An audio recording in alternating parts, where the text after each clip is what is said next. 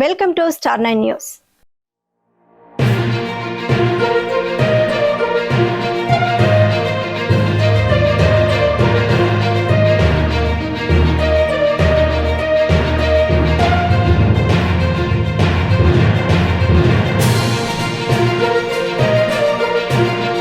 Maximum ఎన్నికల court సంబంధం లేదు కాబట్టి ఎలక్షన్ ఓటేసి ముందు రోజైనా సరే అది పోటీలో ఉంటారని మరొకసారి మీ అందరినీ శిరస్సు నమస్కరించుకుంటాను.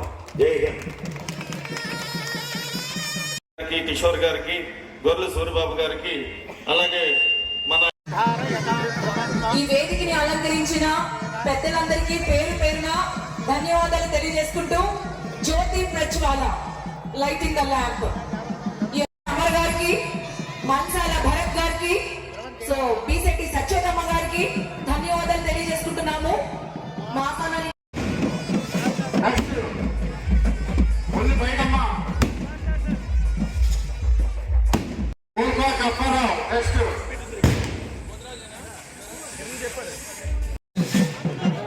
సచివాలయం నుంచి ఎండమంత్రి కేంద్రేశ్వరరావు, వెంకటమంత్రి నుంచి బాబు వెంకటమంత్రి, నెక్స్ట్ బలిబాయుడు తేజ వికలాంగులు. హ్యాపీ బర్త్డే చెప్పండి. హ్యాపీ బర్త్డే సెలబ్రేట్ చేయండి.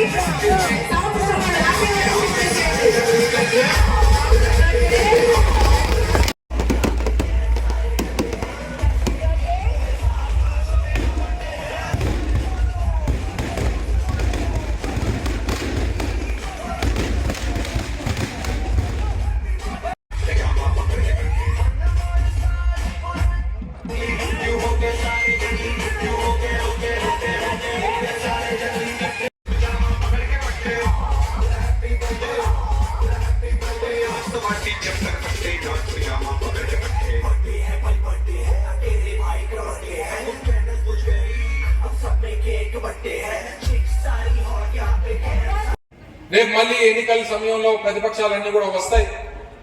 ఒక్కసారి మిమ్మల్ని అందరినీ ఆలోచన చేయమని చెప్పి కోరుతా ఉన్నాం.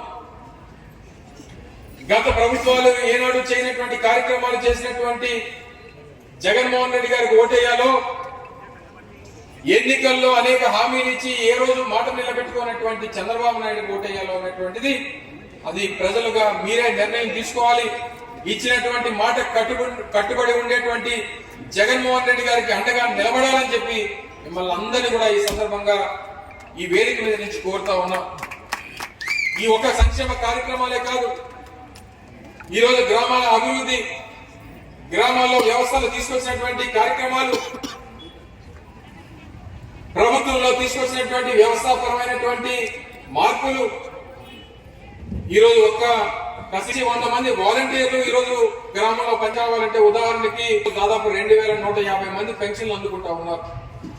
గతంలో మీకు పెన్షన్ కావాలంటే గ్రామ పంచాయతీకి వచ్చి రోజుల తరబడి పడిగాపులు కాసి మీకు ఇవ్వాల్సినటువంటి డబ్బు ఇవ్వడానికి కూడా 4 రోజులు తిప్పించుకొని మీరు ఎండనక వాననక ఇబ్బందులు పడి రావాల్సినటువంటి డబ్బు కూడా చేతికి రానటువంటి గత ప్రభుత్వం లాంటి రాజకీయ పార్టీలు ఓటేయాలో ఒక్కసారి ఆలోచన చేయమని చెప్పి మిమ్మల్ని అందరినీ కూడా కోరుతా ఉన్నా. అది ఒకటే కాదు, ఈరోజు గ్రామంలో అనేక మంది ఇల్లు లేక స్వతంత్రం వచ్చిన తర్వాత ఎప్పుడో 75-78 సమయంలో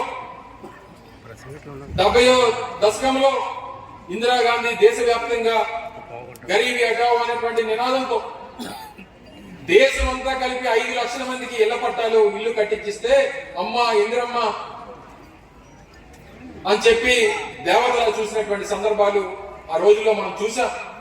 స్వతంత్రం వచ్చిన తర్వాత ఆంధ్రప్రదేశ్ రాష్ట్రంలో, ఉమ్మడి ఆంధ్రప్రదేశ్ లో కూడా కాదు, కేవలం విభజన జరిగిన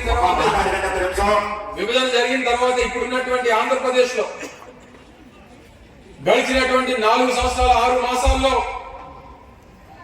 ఆంధ్ర రాష్ట్రంలో దేశంలో ఏ రోజు ఏ కేంద్ర ప్రభుత్వం, దేశంలో ఏ రాష్ట్రంలోని ఏ రాష్ట్ర ప్రభుత్వం ఇవ్వనటువంటి విధంగా ఒక్క ఆంధ్ర రాష్ట్రంలోనే 32 లక్షల పేద కుటుంబాలకి సొంతింటి కలని నెరవేర్చినటువంటి ఏకైక ప్రభుత్వం ఒక్క వైఎస్ఆర్ కాంగ్రెస్ పార్టీ ప్రభుత్వం. ఈరోజు ఉదాహరణకి ఒక్క కసంకోట గ్రామంలో సొంతింటి కళను నెరవేర్చాలంటే గ్రామంలో బంజరు భూమి లేదు, ప్రభుత్వం కోసం ఎక్కడ కూడా